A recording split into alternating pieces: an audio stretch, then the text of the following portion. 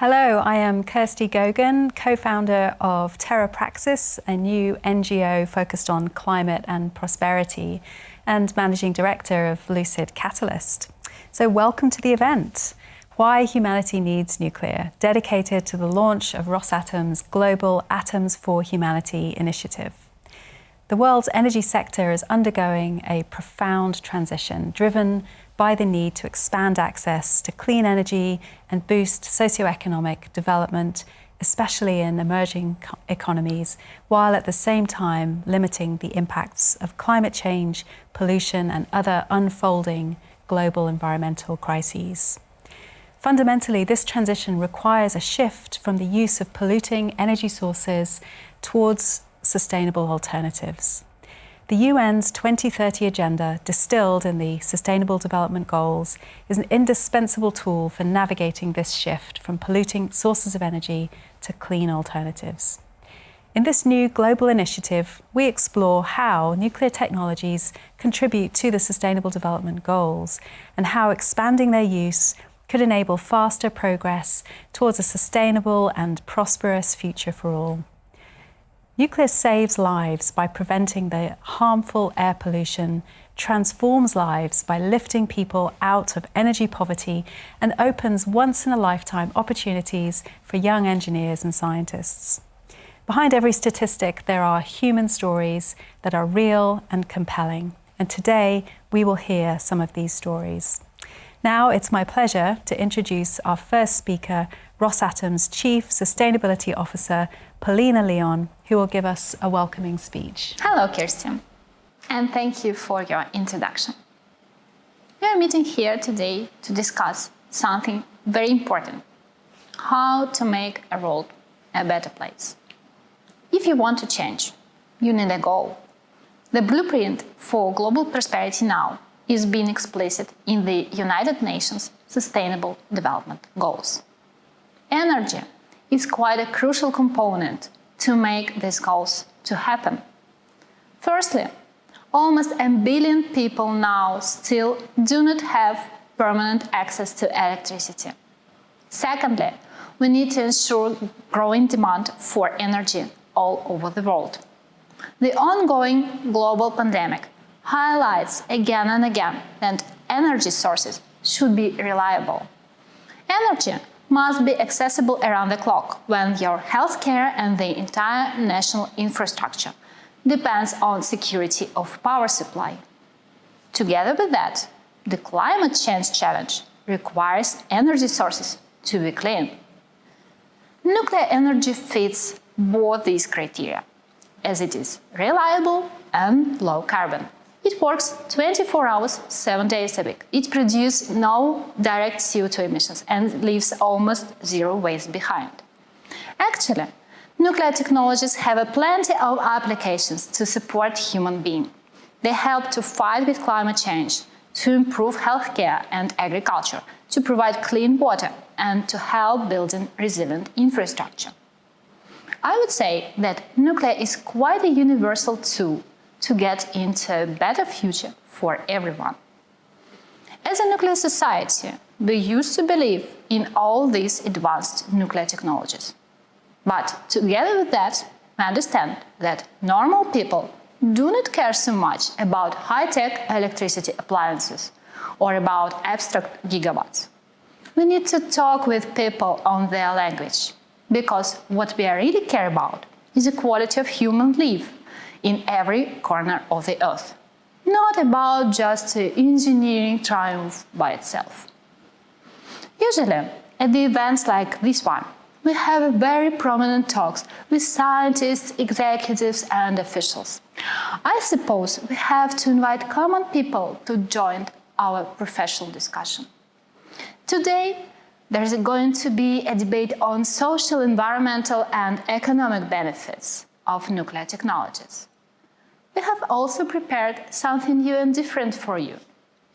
We at Rosatom shot a documentary series, Atoms for Humanity, which presents personal experience, and you will meet people who has decided to be engaged with the nuclear industry. Please enjoy the event. Thank you, Kirsten, and it was really nice to see you. Thank you, Paulina. Thank you so much. So today we'll be exploring the benefits of nuclear through the 3 dimensions of sustainable development: social, economic, and environmental. We'll also talk about the importance of global partnership in achieving ambitious global goals. So let's introduce the first topic, nuclear for sustainable development in the social context. So here we'll be talking about health and well-being, gender equality, and quality education. And here to discuss this first topic with us today is Dr. Sama Bilbao-Leon, Director General of the World Nuclear Association. So I'm really delighted to have you here today, Sama. Thank you so much for joining us. Thank you so much, Kirsty. It is my absolute pleasure to be here with you today. You know, I think it's great that you are exploring this opportunity to see how nuclear energy can contribute not only to the energy, the Sustainable Development Goal number 7, but to all these other goals. I mean, obviously, we know that energy is a key pillar of the UN Sustainable Development Goals.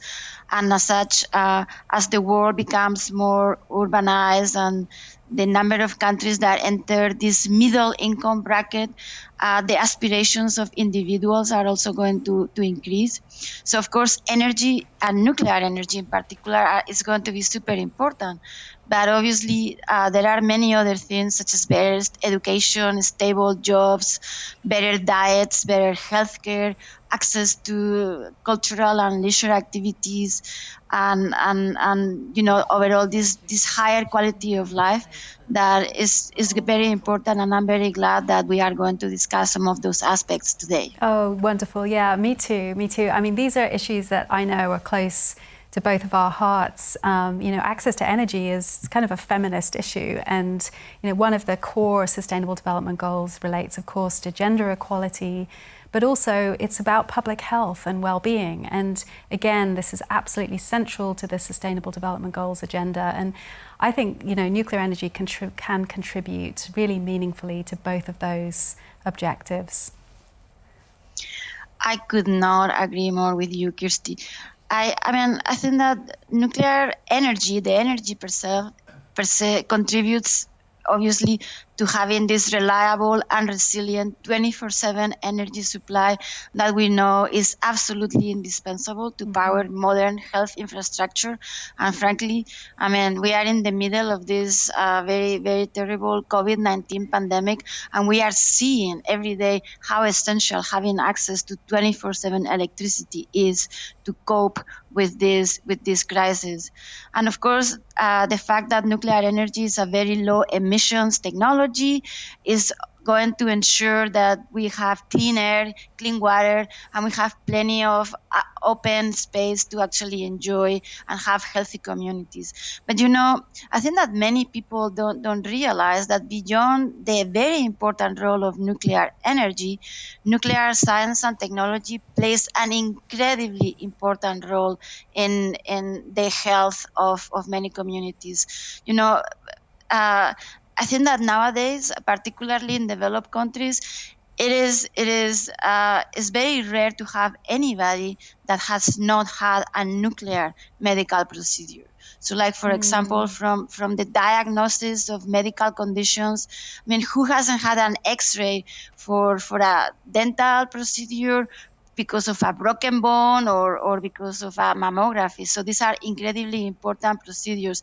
And then maybe more advanced when we have these 3D tomographies that allow us to see inside the body not only bones and tissue, but actually it can allow us to see the functioning and the functional quality of different organs and body processes, which is even more important for diagnosis any complex medical processes. And then, of course, we have radiopharmaceuticals and nuclear tracers that, as you know, are incredibly important for the basic science such as biology, drug discovery, and preclinical medicine. So all these things are incredibly important, but also for the treatment of diseases. As you know, a very, very large number of people that have currently cancer or some other medical conditions, they have been treated with nuclear radiation. They are maybe gone some processes such as brachytherapy, or they have used complex surgeries using a gamma knife to actually resolve these problems. So basically, nowadays, there is more than 50 million people that undergo nuclear medicine procedures all over the world, and those are actually saving lives every day and improving the quality of the world. So I think that I think it is important to bring these important impacts to everybody. Yeah, it's not well known or understood that this is about much more than just emissions-free, clean, reliable, affordable electricity, which is profoundly important for our quality of life and enables, especially women to escape the drudgery of, a life that without access to electricity. And we know that women, for example, spend up to 35 hours a week collecting fuel in households that don't have access to electricity, and then are exposed to the smoky fuels being burned in the home much more disproportionately. So there's all of these benefits just from the provision of clean energy, but so much more beyond that. All of these applications that you're describing in medicine, in agriculture, in water and land, these broader benefits from nuclear technologies deserve to be better known and appreciated.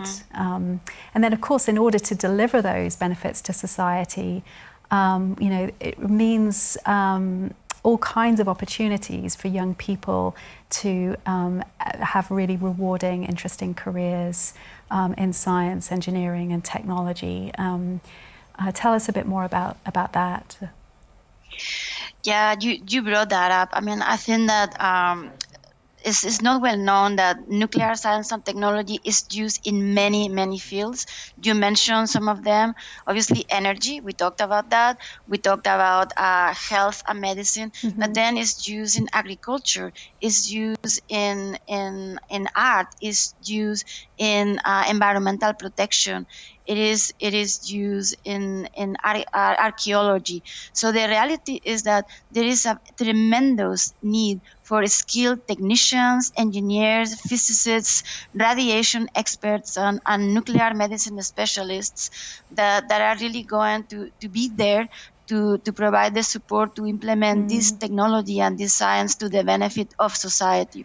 So this means that we are going to have a very large number of highly rewarding, well-paid, long-term jobs that are going to be within the context of nuclear science and technology.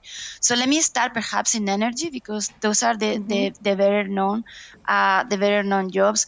I mean, I think that nuclear energy projects are normally an enormous catalyst for economic and socio-economic development wherever the project is taking place. So as I said, they are going to result in a very large number of jobs. These are all high quality, these are all long term, and there is also going to be all this trickle down in the society. And in addition, nuclear technology projects are also going to bring with them additional technologies, additional innovation that are going to spur additional needs for education and additional high tech. So, there is a lot of work that is taking place in countries that currently have nuclear energy, but also in all countries, in order to develop and to increase the number of people that are going into nuclear related careers. And let me just say, obviously, yes, it is important to have engineers, scientists, technicians, but there is also a lot of prospects for other professionals that are going to have an impact in these nuclear careers. So we are looking as I said, economists, project managers, experts in social sciences, lawyers, public administration. So there is a myriad of very interesting, challenging, rewarding, well-paid careers that are going to come next to nuclear projects. And you know what? You mentioned this earlier, and I think I would like to really emphasize that the importance of bringing women into these jobs and into these careers. As you said, unfortunately, in places where there is no easy access to affordable and reliable 24/7 electricity, quite often women get stuck doing some menial jobs, and they aren't given the opportunity to have access to the time, the education, and the opportunities that they may other have to really contribute to society as a whole as they could.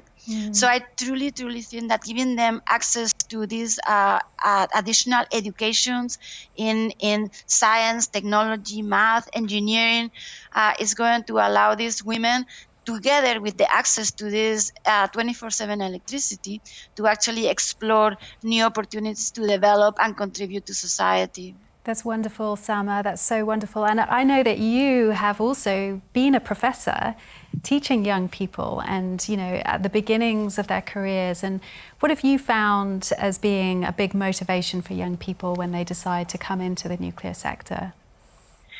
Yes, you know, I think that one of the big impacts is, or one of the things that they value most is the opportunity to make an impact. I think that, you know, this young people nowadays, particularly women, they are very interested in having careers where they can feel that their job actually contributes and makes a difference. So many of the students that I work with, they are so excited to see how their work actually contributes every day to power society. So you have engineers that they are doing all this exciting work, and they see that thanks to that, this nuclear power plant is working reliably, safely, and cost effectively, and producing electricity day in and day out. So that is, you know, they are proud of these contributions they are bringing to society. And it's the same thing with people that are working, for example, say in medicine. You know, these doctors, these radiation technicians that are supporting and helping people to diagnose their disease and to get better. That also is I mean, it's so satisfying to go home every day saying, wow, today I made people's life a little bit better. Yeah. Well, thank you, Sama, for your leadership in bringing all of these benefits to the world. And thank you for joining us today and being part of the Atoms for Humanity initiative. It's wonderful.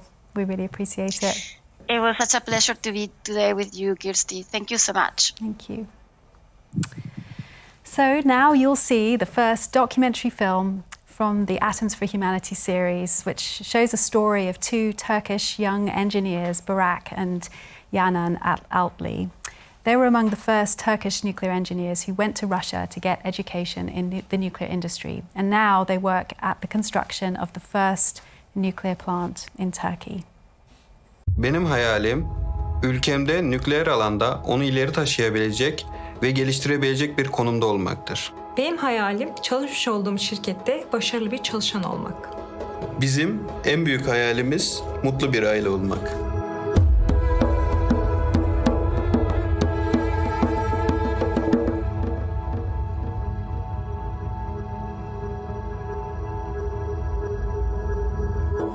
Değerli kızım Duru, babanla çekmiş olduğumuz video sana ileride hediyemiz olacak. Bu videoda öncelikle ailemizin hikayesini, nasıl tanıştığımızı sana anlatacağız. Ve ileride karşılaşabileceğin bütün zorluklar bu anlattığımız videoda sana çözüm yolu gösterecektir.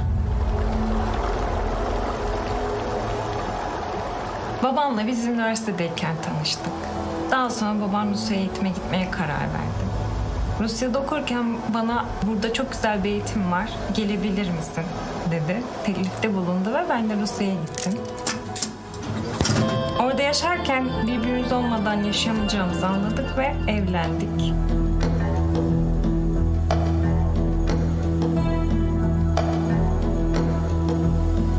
Sevgili kızım, 2010 yılında ülkemizin ilk nükleer enerji santrali kurulacağına dair haberler gördüm. Ülkemizin uzun zamanlar beklediği bir durumdu. Ben de bu bağlamda ülkemizin ilk nükleer mühendislerinden biri olmak istedim. Bunun için ülkemizde olmayan eğitimi almaya başka ülkeye gittim. Bu karar benim için gerçekten çok zor bir karardı. Fakat sonradan anladım ki verdiğim karar gerçekten çok iyi bir karar. Nükleer enerji mühendisliği ön açık ve prestijli bir meslek. Zaten çocukluğumdan beri fizik ve matematiğe karşı ilgim olduğunu bildiğim için canım kızım. Üçü bir araya gelince ben de bu alanda yer almak istedim. İyi ki de istemişsin. Teşekkür ederiz. Teşekkür ederim.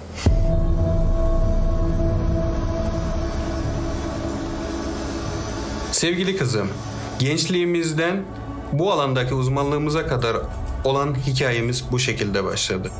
Şu anda santralin inşasında çalışmaktayız. Temiz enerji üretilen bu bölgede büyüyecek olmandan dolayı çok mutluyuz. Yöre halkı için ve senin için bu santral çok büyük olanaklar doğuracak. Çok büyük bakış açısı sağlayacak. Bu bizim ülkemiz için kurmuş olduğumuz büyük bir hayaldi. Biz kalbimizin sesini dinledik, hayallerimize güvendik ve zorluklardan hiçbir zaman korkmadık. Bu yüzden Türkiye'nin ilk nükleer enerji santralinde yer aldık.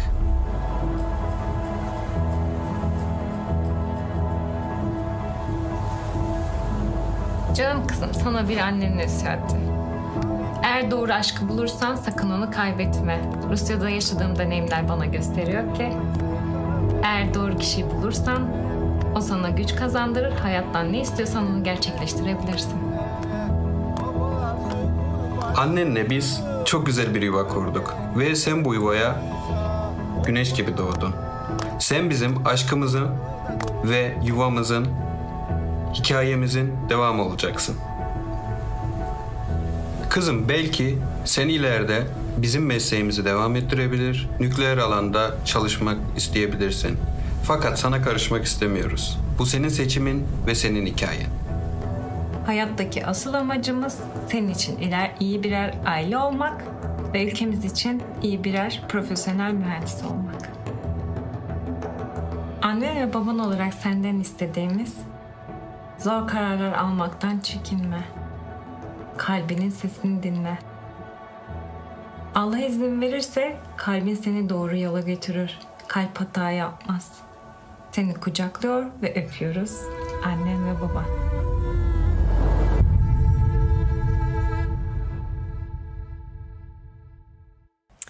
Just a beautiful and touching story. We have the documentary heroes and their friends joining us for this event from the Mersin province of Turkey. These are young engineers who were among the pioneers in Turkey. They received education in nuclear engineering abroad in Russia and now work on the construction site of Turkey's first nuclear plant.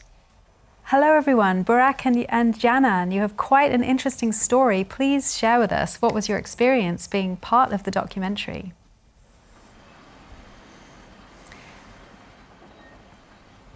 Merhabalar. Good day.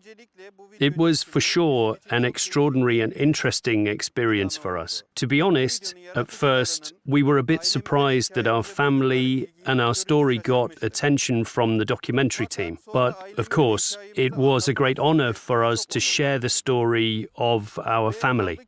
But at that time, we couldn't even imagine that people in many countries will see the documentary about our family. Did your parents support this decision for you to study abroad, to study nuclear engineering?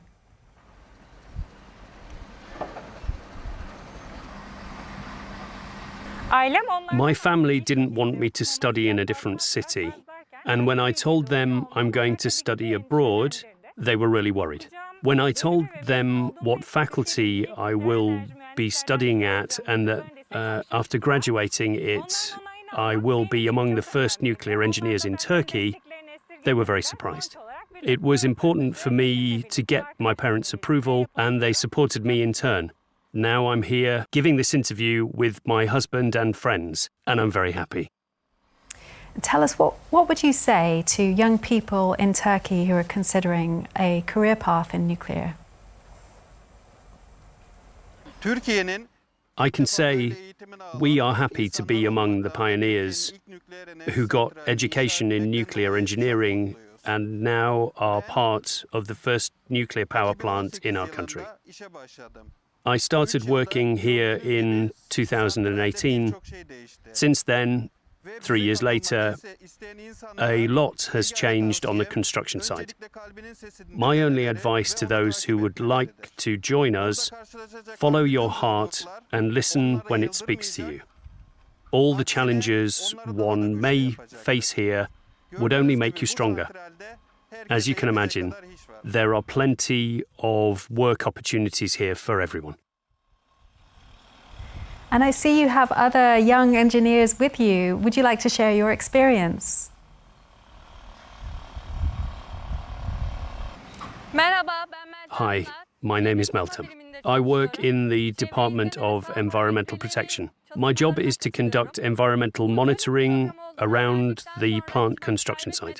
When I heard about the education program in nuclear engineering, I applied in a blink of an eye because I saw a unique opportunity for my career, and also because it was so important for my country. There are more than 100 graduates at the moment, and soon there will be even more. And tell us, how has your perception about nuclear technologies changed since you began working in the industry? I'd like to answer this question. My name is Ahmet. I work at the Akuyu nuclear power plant.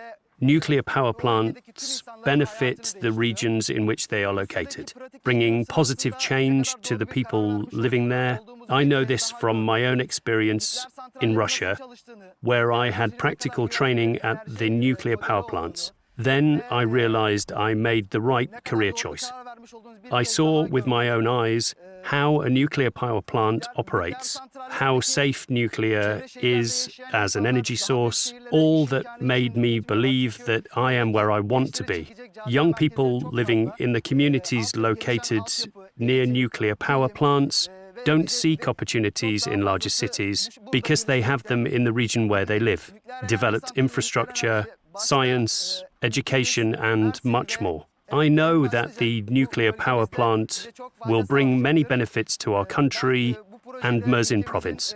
This project will bring a brighter future to our country. I already see positive changes in the quality of life here. I see benefits for our country. I believe that in the future we will live here with our families being happy. Well, thank you all so much for joining us. Congratulations to you all. I wish you every success in your careers. And now we're going to hear about the economic aspect of the Sustainable Development Goals and the contribution that nuclear energy makes towards the economic aspects of our societies. Everything from infrastructure to urban development, decent work and economic growth.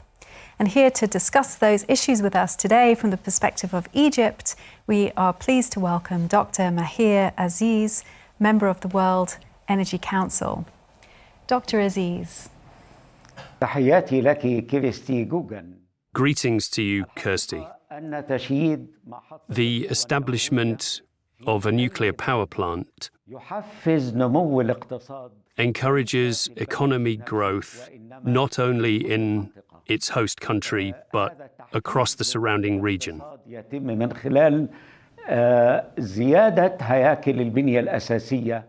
This happens through boosting the region's infrastructure, while generating job opportunities for the companies involved in the nuclear project's production and supply chain. It impacts the country's GDP and increases tax proceeds. As it provides job opportunities to contractors on the site, while also having an indirect impact through engaging other industries that cater to NPP's construction needs. The establishment of such a project in El Dabar in Egypt will lead to increase in the country's GDP and tax proceeds.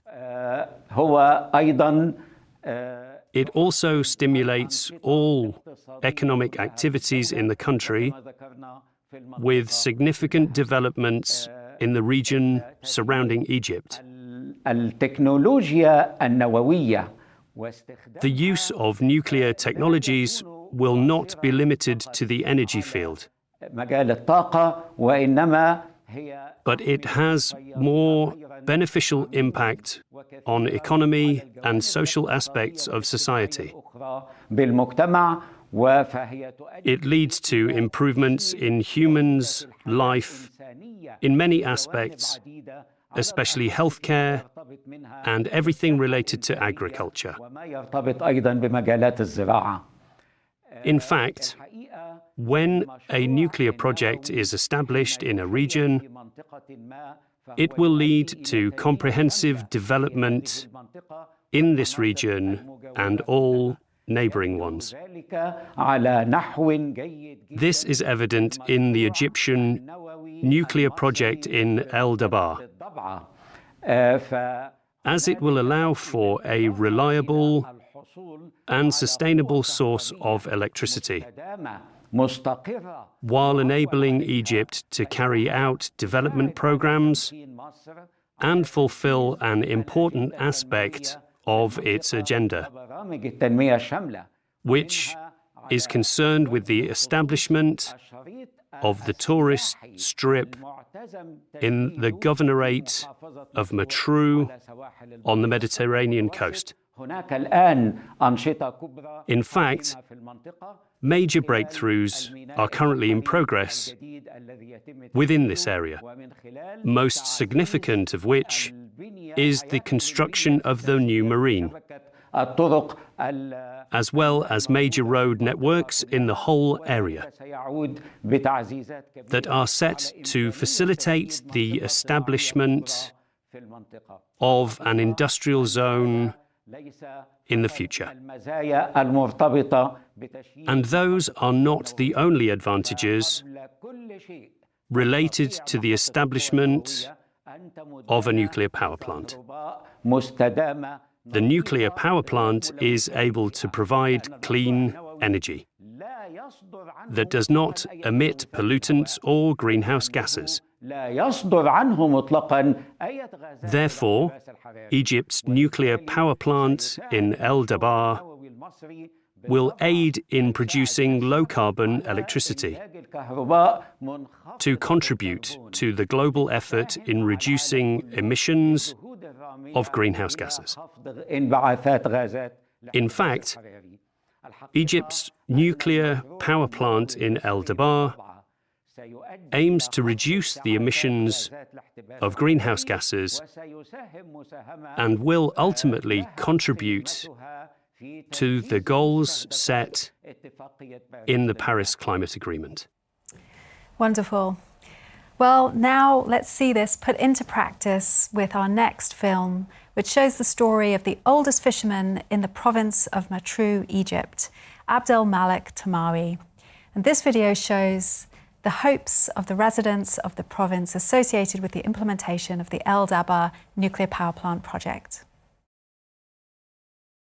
أن تكون بلدي مصر بلد قوية ومتطورة في كل حاجة إن شاء الله.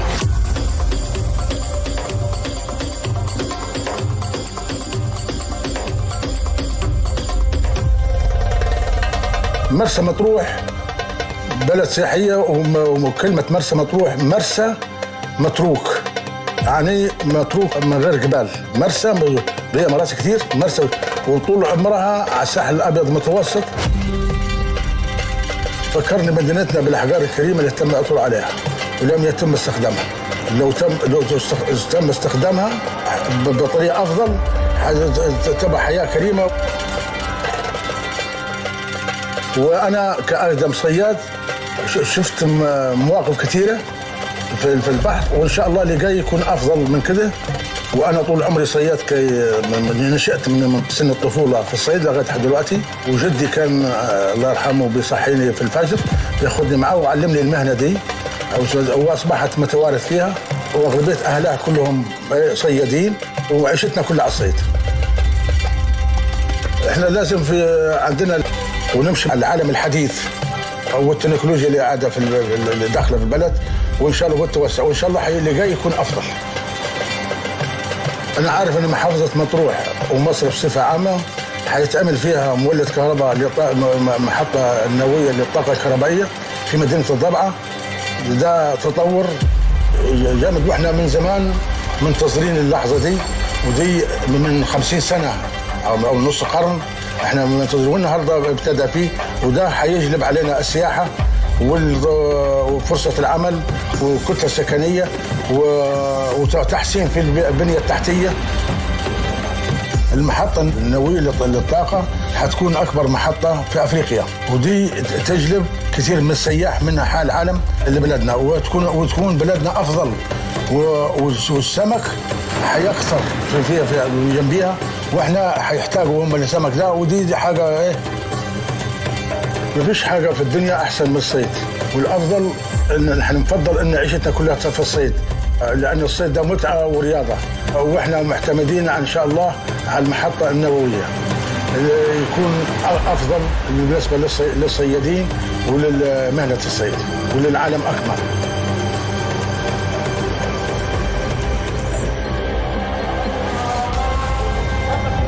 أما لو نفتكر اللحظات السعيدة في حياتي، نفتكر رحلتي للصيد في روسيا، بس مش عشان للصيد، أنا اشتركت فيها وكسبتها، وشفت زيارة اللي هي للمفاعل النووي اللي موجود على الطبيعة،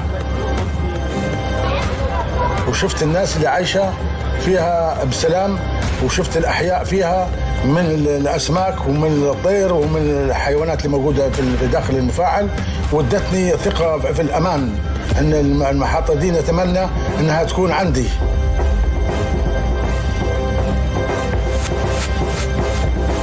وإن شاء الله نتمنى أن نشوفها قبل في حياتي قبل ما نموت، أن تكون المحطة دي موجودة عندنا. وجيت هنا ونحكي وبنقول الكلام ده لأحفادي وأولادي والناس اللي نعرفها كلها، وديت بها في محاضرات في المراكز تجمعات البدو، ان ما تخافوش من المحطة دي، محطة أمان، شفتها على الطبيعة، يعني فيها كل وسائل الأمان والراحة. محطتنا أكبر وتقدم وأمنا في المنطقة بتاعتنا، أمان في البحر وعلى الأسماك، وعشان كده إحنا حنفضل نصطاد، إحنا وأولادنا وأحفاد أحفادنا زي ما كنا نصطاد. نتمنى أن تكون منطقتنا أفضل منطقة في العالم، عشان الأجيال القادمة تعيش في حياة أفضل، وعشان أحفادنا وعيالنا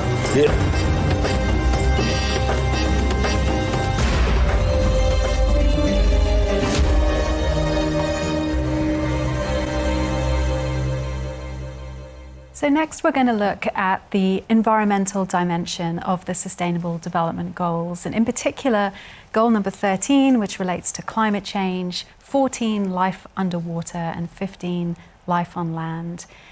Let's look at the contribution that nuclear energy makes towards these preservation of the planet's ecosystems and the fight against climate change. And to discuss this issue with us, we're really delighted to welcome my good friend Ben Herd, founder of Bright New World, one of Australia's finest environmental organisations. Ben, I'm so happy that you're able to join us today. Thank you so much. Hello, Kirsty. Thanks for having me. It's really great to be here with you.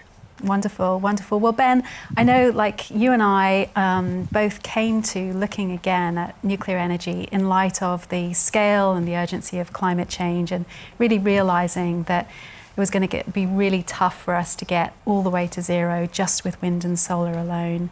Tell us a bit about your journey. Yeah, you're absolutely right. And, you know, something I really remember about that journey is it was actually really difficult. It was quite painful challenging personal time for me. It was actually 10 years ago this year that I first spoke up publicly to say that I'd changed my mind on this particular issue, an issue that felt really consequential to my identity as someone that really cared about the environment. And the thing is, it had actually taken probably 2 to 3 years of quite challenging introspection, personal research and consideration, and also exposure professionally to some of the challenges that we're talking about to bring myself around to that changed position. And I didn't really know what was going to happen after that. I didn't really know what the response was going to be when I opened my mouth. I didn't really know what it was going to lead to. It felt quite intimidating at the time. But it turned out to be a really positive experience in a lot of ways.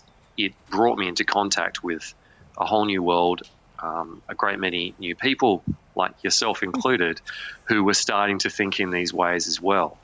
But even better than that, it really opened up my thinking and my ideas to realize that if we can take the energy challenge and meet it with something that we can really scale up, then we can actually tackle so many of these other sustainability and conservation challenges in really intelligent and exciting ways and make a better world.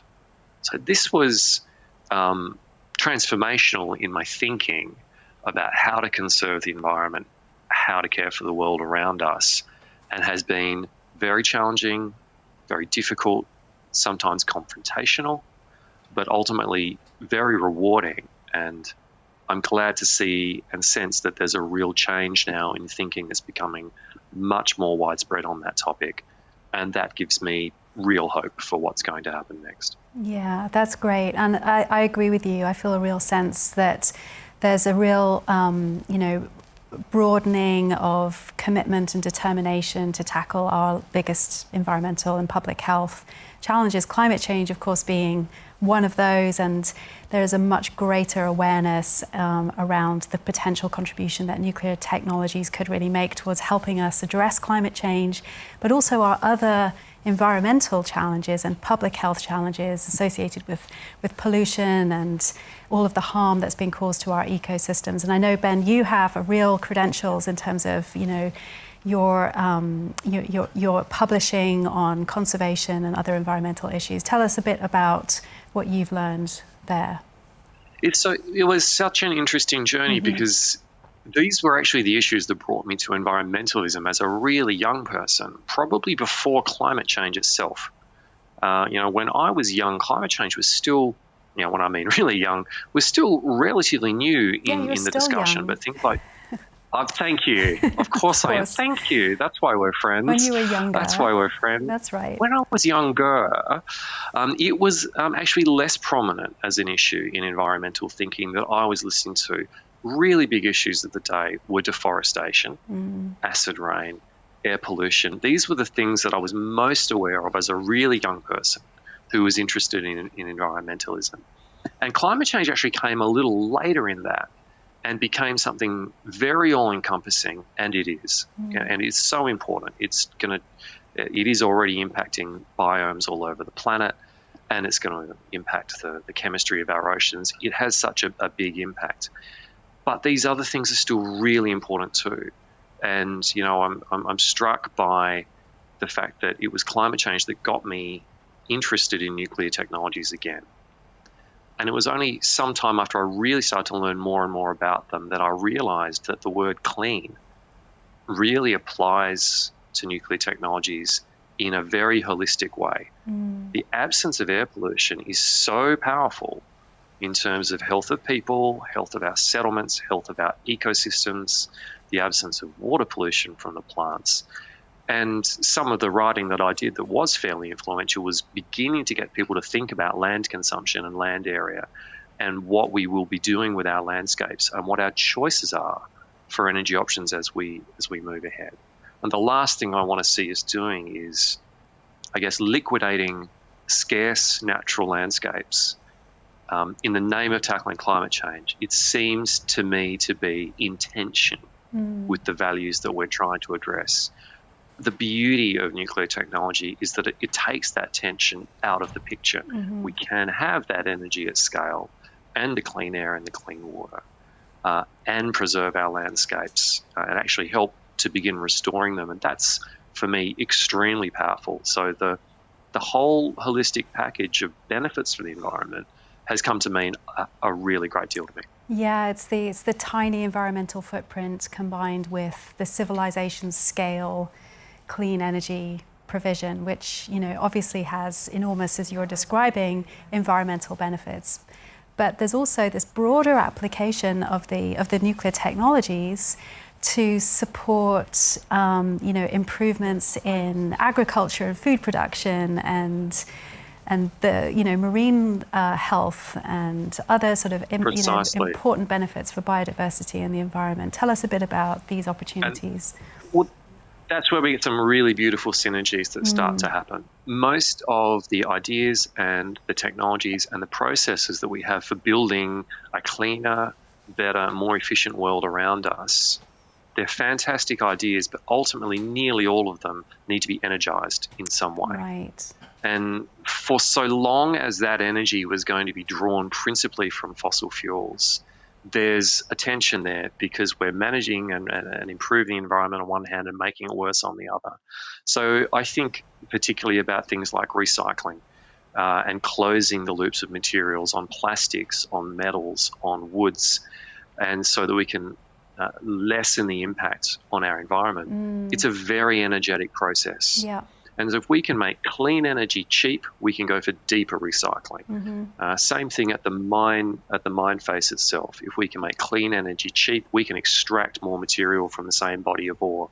There's actually lots of resource that's out there currently as waste, but with additional clean energy at a great price and a big scale, we can energize that process more and shrink that impact. So I guess, the paradigm of environmentalism that I was taught talked a lot about scarcity. There was a whole vision of not enough. And what nuclear has taught me is that in one crucial element, we can have as much as we need, and that's clean energy. And the power of that is huge because with clean energy, we can do so much more work to preserve the things that are really scarce, like land, like intact forests and ecosystems. So with more intensive agriculture that is energized, we can produce more food from less land. We can actually return land to nature, and we can actually start thinking in terms of a restorative relationship with the world around us, moving from an exploitative relationship. But we won't be able to do that without really large-scale clean energy. And to get there, you're right, wind and solar alone isn't going to give us that freedom and that power.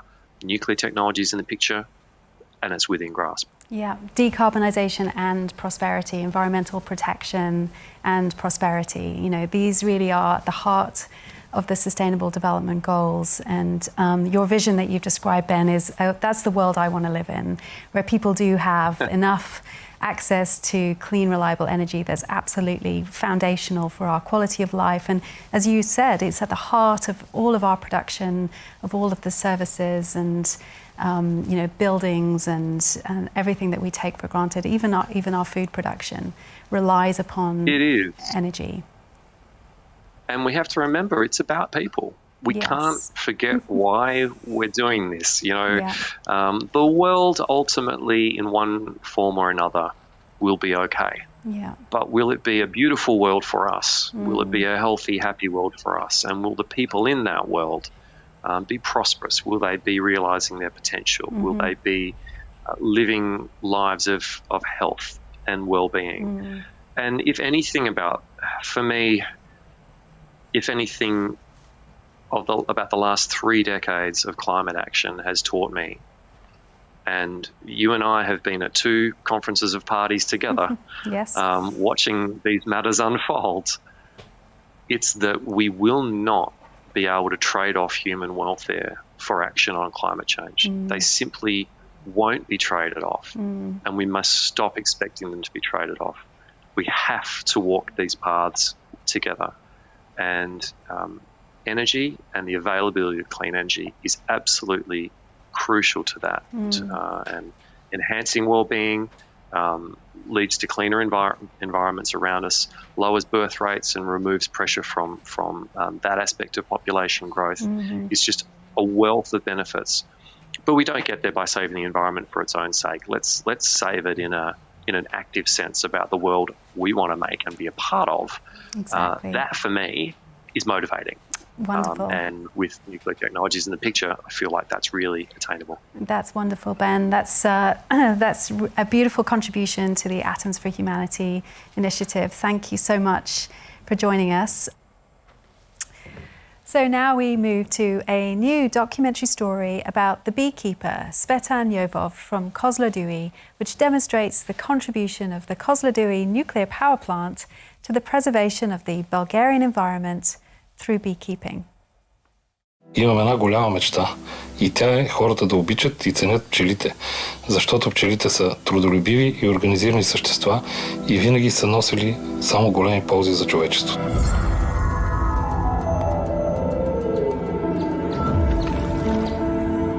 Достатъчно се работи в нашето семейство. Заниманията са ни всестранни, като се започне от работата в АЕЦ Козлодуй. За мен става въпрос и вече започваме общата ни съвместна работа в пчелина, защото аз съм електроинженер в АЕЦ Козлодуй.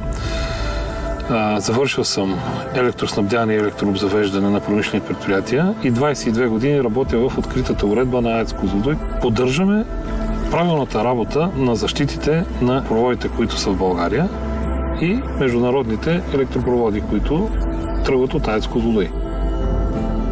Мотото на АЕЦ Козлодуй е енергия за чиста природа. Ядрената енергия е наистина много важна за хората, за човечеството, за природата, защото това е най-чистата енергия. Енергията за чиста природа е нещо, което наистина запазва природата чиста.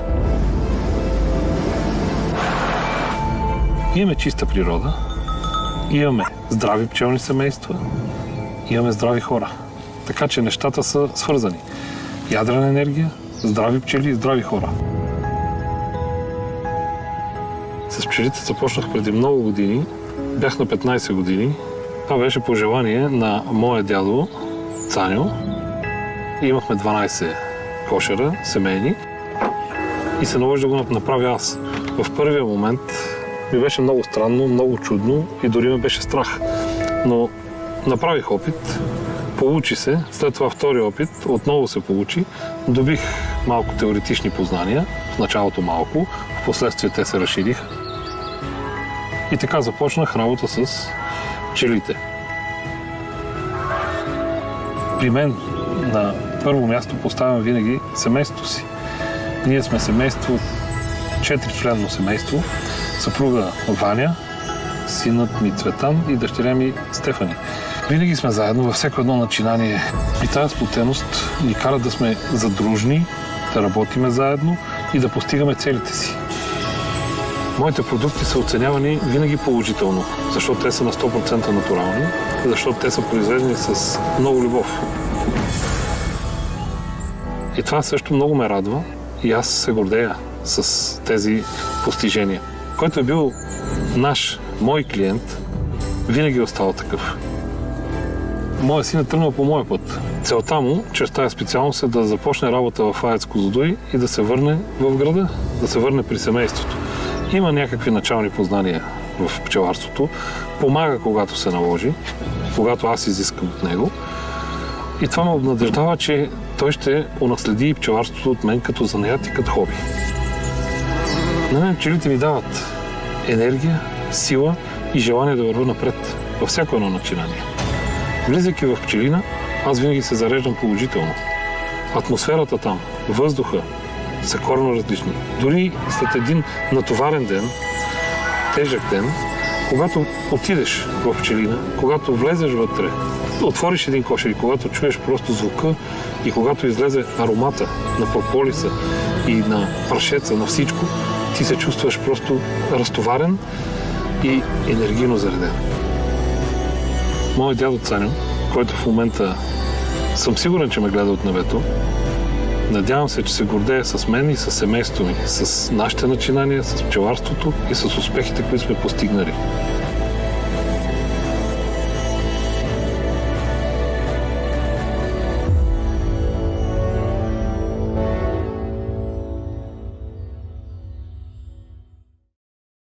And now we'll go to our final theme, global partnerships.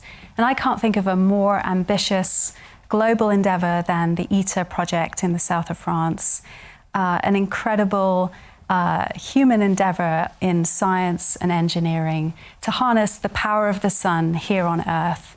And it's our absolute pleasure to welcome the Chief Executive Engineer, Sergio Orlandi, to the studio today. Sergio, welcome. Thank you so much for the invitation. Highly appreciated. Oh, really thanks. It's wonderful to see you. And I must say, I visited ITER a couple of years ago, and I'm really delighted and excited to see the incredible progress that's been made. One of the things that really struck me when I visited the project 2 years ago was just the incredible collective human endeavour. 2/3 of the world's countries involved in delivering this incredibly ambitious engineering project. And it's your job to coordinate them all. And I'd love to hear more about that experience. ITER is a challenging effort because has been organized as an integrated international project involving 7 stakeholders: India, Japan, Korea, China, Russian Federation, Europe, and US. Mm-hmm. Europe is a stakeholder at 45%. All the other domestic agencies are involved at 9.9%. What does it mean is basically that we have to integrate the different organizations. We have to integrate the different design, because at the end, the ITER technically has to be one integrated design. The different in-kind contribution have to realize the global integrated design. We have to install, and then, which is the real technical integration, we have to commission and enter in operation with one plant capable to assure the expected performances of the system of the plant. To achieve that, we have been able to organize ITER with a central team that we call ITER Organization. This team is located here in Cadarache, in France, Saint-Paul-de-Durance, where we have around 1,000 people. And we are managing here the integration process involving the different design coming from different parts of the world and getting one single integrated design. We are checking, accepting, and installing the different in-kind contribution coming from all the world in order to get one plant according not only to international rules, but obviously being in France, we have to accept and integrate also which are specific French rules, which have to be implemented and customized in our delivery. Incredible. So this is something very delicate, very challenging, but I really believe that this gives really us the capacity to move this train because the motivation is very high. We know very well that we are at the border of the new technology, or the border of the new scientific development, but we really know we are making something which is historical and good for humanity. Our target is to become able to produce energy at low cost for all human population and respecting, satisfying all environmental requirements. We need clean energy for all the world. Exactly. So not only is the scale of the sort of collective effort and the global cooperation really unprecedented and extraordinary, but the scale of the project itself was really incredible to see. This is a huge infrastructure project with really an incredible mission to deliver almost unlimited, clean, reliable energy to the world. It's almost like seeing a window into the future. What do you think is the significance of this project for the world and for humanity? ITER represents the first effective, challenging effort we are doing to demonstrate we are capable to produce 500 megawatt of thermal power assuring an amplification factor Q equal to 10 based on a consumption of 50 megawatt. So we want to demonstrate with this ITER plant, fusion nuclear power plant, that we are capable to produce more energy than how much we absorb, and this how much has to be equal to 10. To do that, we have implemented the fusion reactors confined into the vacuum vessel chamber, which means that we have to realize the sun reaction into the vacuum vessel, moving the temperature at 150 million degrees centigrade, and with a magnetic field, colloidal and toroidal coils, which are installed all around the vacuum vessel, we are able to confine the plasma far from the walls of the vacuum chamber in order not to have the problems of the contact between the material and so high temperature. You know very well that no temperature like that one can be supported by any material. It is for this reason that we are really at the border of the scientific knowledge and technology. We are really happy that we have been able to integrate the new technologies in superconductivity, in cryogenic, in vacuum, in electrical power transportation, and in mechanical technologies to assembly components at so high severe tolerances that really up to a few years ago was really mission impossible or really difficult to be imaged. Incredible. Well, this is the extraordinary thing that you engineers and experts like you and in all of these countries around the world are bringing to bear on this enormous infrastructure project. But of course, this series today, Atoms for Humanity, is about more than just the engineering. It's also about the profound importance of access to energy for all people to achieve quality of life, safety, security, and well-being. What motivates you in your work? Production of energy at low cost, having a safety on top as a requirement, and satisfaction of environmental requirements is the key target that we have in our mind in working for ITER. But we have to say that fusion, nuclear fusion, as well as nuclear fission, have not to be moved in competition. They are the source of something which is normally natural because it's nuclear source. And on that, I've been working for all my life. Fission has achieved his target traveling into 3 different accidents, which basically are 3 Mile Island in 1979, Chernobyl in 1986, and Fukushima in 2011. Through all this experience, fission has generated a new class of fission reactors capable to generate energy in a passive manner, assuring a passive shutdown of the plant without entering into accidental scenarios that how it was and happened in the past, which were really tragedies. Fusion is coming from a different source. Fusion reactor doesn't have to be kept in shutdown condition because it's automatic, it's passive by its intrinsic characteristic, but has a special technology that has to be properly developed and integrated. I really believe that if you are able to move together fusion and fission in nuclear field, we are able to generate energy at low cost for all humanity, respecting the targets of the environment, respecting the capacity to distribute energy at all levels all over the world. Energy is something necessary for all humanity. Fusion has the basic characteristic that you can extract the primary fuel from the seawater. It is generated through the fusion reaction between deuterium and tritium. So it means that we can extract from the water the primary fuel that we need from the seawater. This is something that makes this plant, once we have tested its production, it can enter into the production effort, something that is valid for all humanity and at really low cost, because we don't have anymore the big impact on cost of the fuel. We have to spend only something important in this moment. I hope we can improve only capital cost, which are the costs related to the construction of the plant.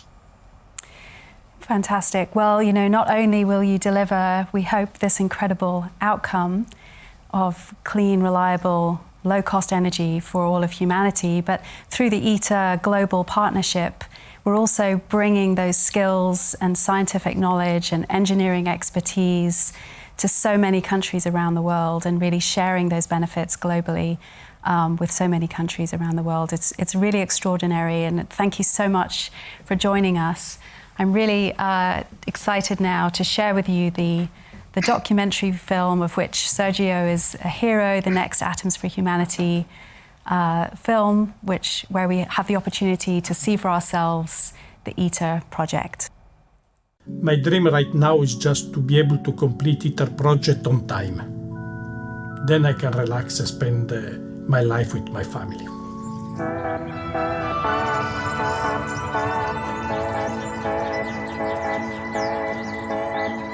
It was a dream just when I was a kid. My passion was always to understand what is small, smaller and smaller. For this reason, the study of the nucleus becoming an important interest in my life. I'm the head of the plant and construction department, responsible for the construction of ITER, the International Thermonuclear Experimental Reactor. I came here in 2013, and when you start this job when you are 57, it's more challenging than for the young generation. What we are building here is something large and impressive. We are realizing here the same reaction of fusion that you can see in the star. We have the dream to simulate the sun in the air. The tokamak, which is the heart of ITER, was invented by Russian scientists in early 50s-60s and became the foundation of the ITER project. My life is the expression of a person that is son of the world. I was born in Libya. Then I came to Italy. I've been living and working in the Russian Federation, in US, in China, in Europe, up to arrive to ITER, where I've started this last final adventure in fusion community. It was an opportunity that my son, Francesco, has found. Francesco sent the application to ITER project for my CV, and at the end I have to say thanks to my son, because I would never have done that. Today I'm 64, but I really don't believe I have this age, and I feel so young, and this feeling is just generated by that event. It is not important how old you are, it is important how young you are in achieving the target that you have in front of you. ITER is an international organization involving 35 nations, with very different intercultural backgrounds, working together as a one unique team. Russia has made a great contribution to the project in many different areas. I'm very happy because for me it was really something special, this adventure and this cooperation with the Russian Federation. ITER is very important because it represents the future for all countries, for the whole world. It is the way to produce energy at low cost from a nuclear source, which is an endless source. And in this moment, a lot of people cannot get energy, which means cannot eat, cannot produce, cannot have a life comfortable. Producing energy at low cost means we can export this configuration of plant everywhere.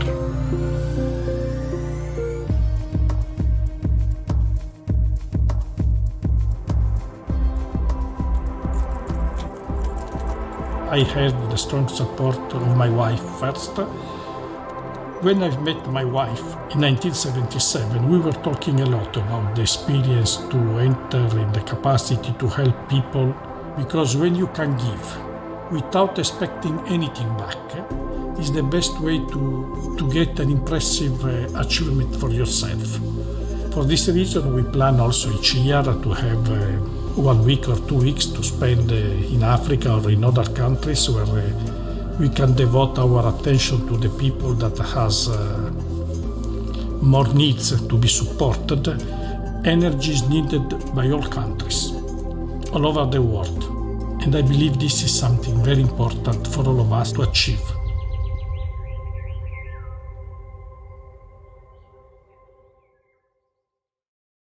Isn't that just fantastic?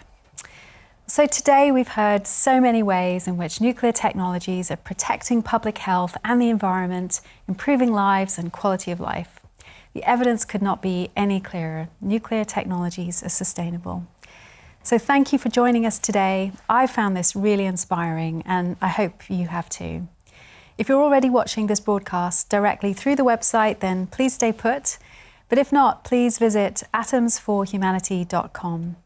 Here you'll be able to watch other documentaries and read stories from real people with real hopes and dreams. I've found this a really refreshing perspective on nuclear technologies, which are often more focused on engineering and science. So thank you for watching and being a part of this important conversation. And don't forget to share your own story.